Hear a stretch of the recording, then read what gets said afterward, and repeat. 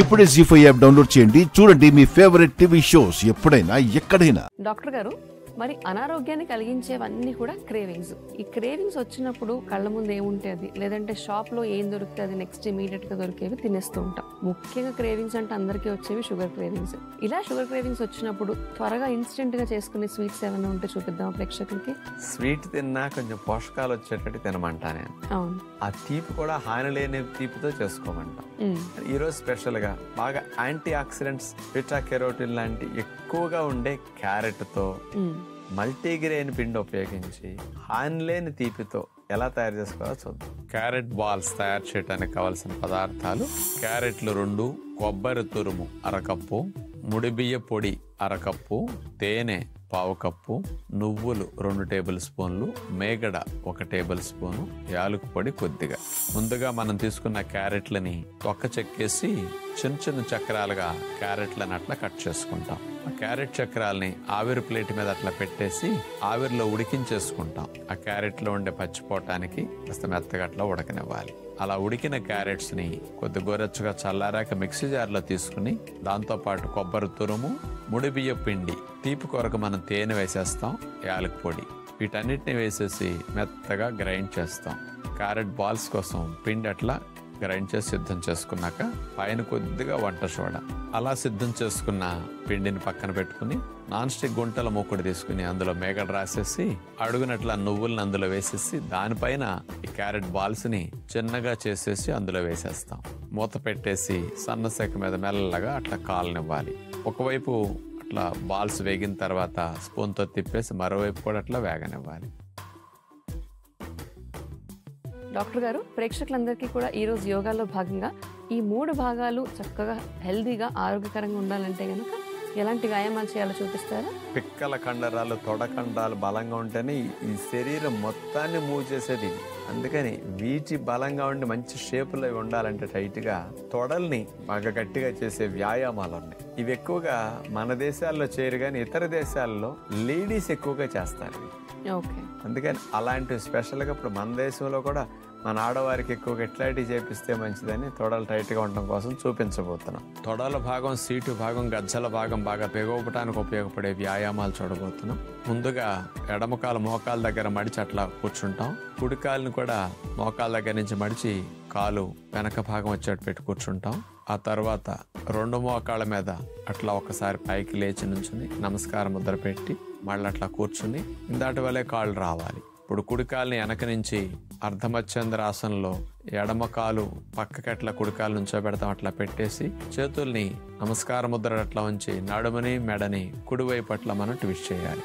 ఈసారి కాళ్ళను మళ్ళా మార్చి ఒకసారి మళ్ళా మోకాళ్ళ మీద నుంచుని మళ్ళా సేమ్ రిపీట్ చేస్తాం. కుడికాలను వెనక నుంచి తీసుకొచ్చి ఎడమ మోకాళ్ళ దగ్గర నుంచో పెట్టి మళ్ళా 3rd టైం అట్లా రిపీట్ చేస్తాం. ఇలా కొన్నిసార్లు చేసిన తర్వాత ఈసారి కాళ్ళను మడిచే పద్ధతి మార్చి ఆపోజిట్ డైరెక్షన్ లో చేతులు నమస్కార ముద్ర పెట్టి మోకాళ్ళ మీద నుంచుని మళ్ళా కూర్చుని ఎడమ కాలుని వెనక నుంచి తీసుకొచ్చి కుడి మోకాళ్ళ దగ్గర నుంచో పెట్టాలి.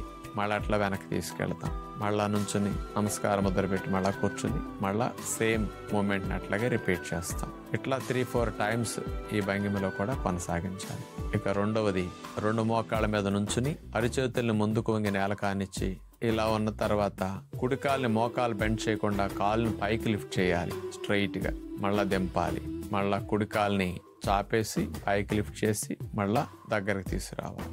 మళ్ళా వజ్రాసనంలో కూర్చున్నట్టు కూర్చుని మళ్ళా కాలు చాపేస్తాం, పైకి లిఫ్ట్ చేస్తాం, మళ్ళా కూర్చుంటాం. ఇట్లా కుడికాలను 3-4 సార్లుగా చేస్తే ఈసారి ఎడమ కాలుని చాపేస్తాం, మళ్ళా పైకి లిఫ్ట్ చేసి మళ్ళా వజ్రాసనంలో కూర్చుంటాం. ఇదే విధముగా రిపీట్ చేస్తాం. చివరిగా వెల్లకిలా పడుకుని 2 పాదాలను నమస్కార ముద్రలో ఆనిచ్చినట్టు కలిపేస్తాం. తర్వాత సిటిని నడుముని అట్లా పైకి సేతుబంధాసనం లాగా లిఫ్ట్ చేసి మళ్ళా దింపాలి. ఎక్సర్సైజ్ లా చేయాలి. కాళ్ళని అట్లా మోకాళ్ళు చూడండి దూరంగానే ఉంచి అట్లా పైకి లిఫ్ట్ చేయాలి, దిగాలి, మళ్ళా పైకి లిఫ్ట్ చేయాలి, దిగాలి. ఈ ఎక్సర్సైజ్ చేయటం వల్ల తొడలో సీటు భాగం బాగా తగ్గటానికి ఇది ఉపయోగపడుతుంది. ఇట్లా 3 వ్యాయామాలు చేశాక హాయిగా అట్లా రిలాక్స్ అవ్వచ్చు శవాసనం. డాక్టర్ గారు, అయ్యా, ఆరోగ్యానికి సంబంధించి మేము తీసుకునే ఆహారం లోటున్నా లేదంటే అలవాట్లు తప్పైనా కూడా మీరు వద్దంటే వద్దు అని చెప్తూ ఉంటారు కదా. అవునండి. మరి ఈ రోజు కార్యక్రమంలో భాగంగా దేని గురించి మాట్లాడబోతున్నారు? కండరాలని పాడు చేసే, హాని కలిగించే ఆహారాలు, కొన్ని అలవాట్లు వద్దంటే వద్దు అని చెప్దాం అనుకుంటున్నానమ్మా. మరి అలా కండరాలను డ్యామేజ్ చేసే ఫుడ్స్ అంటే ఏంటి డాక్టర్ గారు? మనిషి బరువులు మొయ్యాలన్నా, కష్టపడి బాగా పని చేయాలన్నా, మరి ఎక్కువ గంటలు నొప్పులు లేకుండా తిరగాలన్నా కండరాలు బలంగా ఉండాలి. అందుకనే బలం అనేది కొవ్వును బట్టి చెప్పరు ఎవరు కూడా, ఇలా చూపిస్తూ ఉంటారు. కండ, ఆ మజిలే మనకు బలం, కండ పుష్టి అని అంటూ, కండ పుష్టి.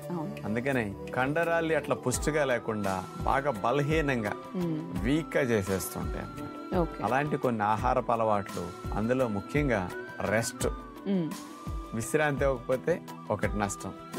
సిగరెట్లతో అయితే కండరాలు వీక్ అయిపోతాయి, బరువు పెరగటం వల్ల కండరాలు వీక్ అయిపోతాయి. ఎక్కువ ఎంటీ కార్బోహైడ్రేట్స్, తెల్లటి పిండి పదార్థాలు ఎక్కువ తింటే కండరాలు వీక్ అయిపోతాయి. ఆల్కహాల్ అయితే వీక్ అయిపోతాయి. దీంతో పాటు fast food, junk food, waste foods లాంటివి తింటే కండరాలు వీక్ అయిపోతాయి. ఇలాంటివన్నీ కండరాలు బాగా వీక్ అవటానికి ప్రధాన కారణం. దీంతో పాటు ఇంకోటి చెప్పాలంటే స్ట్రెస్, ఒత్తిడి ఎక్కువైనప్పుడు మజిల్స్ వీక్ అవుతాయి, రిలీజ్ అయ్యే బ్యాడ్ హార్మోన్స్.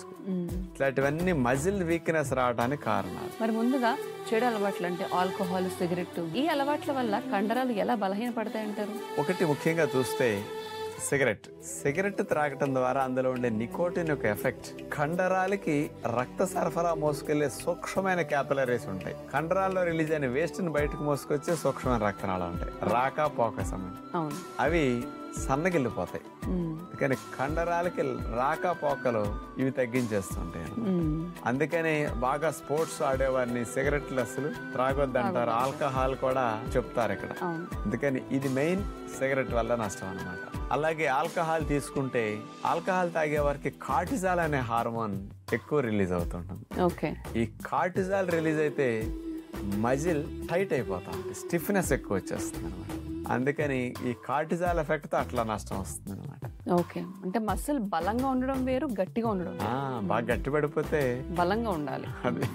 మరి ప్రాసెస్డ్ ఫుడ్స్, జంక్ ఫుడ్స్ మరి ఈ మధ్య కాలంలో బాగా ఎక్కువైపోయాయి. కానీ ఈ మధ్య కాలంలో మళ్ళీ కండలు పెంచే వాళ్ళ సంఖ్య కూడా ఎక్కువైపోయింది కదా డాక్టర్ గారు, ఇవి ఎలా బలహీనపరుస్తాయి అంటారు? ప్రాసెసర్ ఫుడ్స్, జంక్ ఫుడ్స్ ఇవన్నీ కూడా దీంతో కలిపి వైట్ కార్బ్స్, వీటితో చేసిన అన్ని ఒక కిందకు వస్తాయి అన్నమాట. రెండు కలిపి చెప్తాయి ఇక్కడ నేను. ఇవి స్పీడ్ గా గ్లూకోజ్ రిలీజ్ చేస్తాయి. ఈ ప్రాసెసర్ ఫుడ్స్, జంక్ ఫుడ్స్ లో ప్రోటీన్ ఉండదు, హై ఫ్యాట్ ఉంటుంది, హై కార్బ్ ఉంటుంది ఇలాంటి ఫుడ్స్ వల్ల. అందుకని మజిల్ డెవలప్ అవ్వకుండా లోపల కండరాల లోపల ఫ్యాట్ డెవలప్ అవుతుంటుంది. అందుకని దీనివల్ల మజిల్ స్పేస్ ఉండదు, మజిల్ మూమెంట్ కి అవకాశం ఉండదు.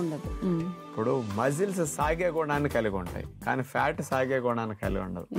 అందుకని మజిల్ ని సాగనివ్వకుండా ఈ ఫ్యాట్ నొక్కేస్తా ఉంటుంది, ప్రెషర్ కలిగిస్తా ఉంటుంది, డెవలప్ అవడానికి స్పేస్ ఇవ్వదు. అందుకని ఎంటీ కార్బ్స్ ఎక్కువ తిన్నా, అట్లాగే refined fast food, junk foods కూడా ఇవి హై క్యాలరీస్ ఇచ్చేస్తాయి ఒక్కసారి. ఇందాకన్నట్టు ఇందులో ప్రోటీన్ ఎక్కువ ఉండదు, అది గుర్తుండాలి. ఈ ఫుడ్స్ లో ఫ్యాట్, కార్బోహైడ్రేట్స్ మెయిన్ గా ఉంటాయి, దానివల్ల వచ్చే నష్టం అన్నమాట. జీ5 యాప్ డౌన్లోడ్ చేసి అన్ని ఎపిసోడ్స్ పూర్తి ఉచితంగా చూడండి.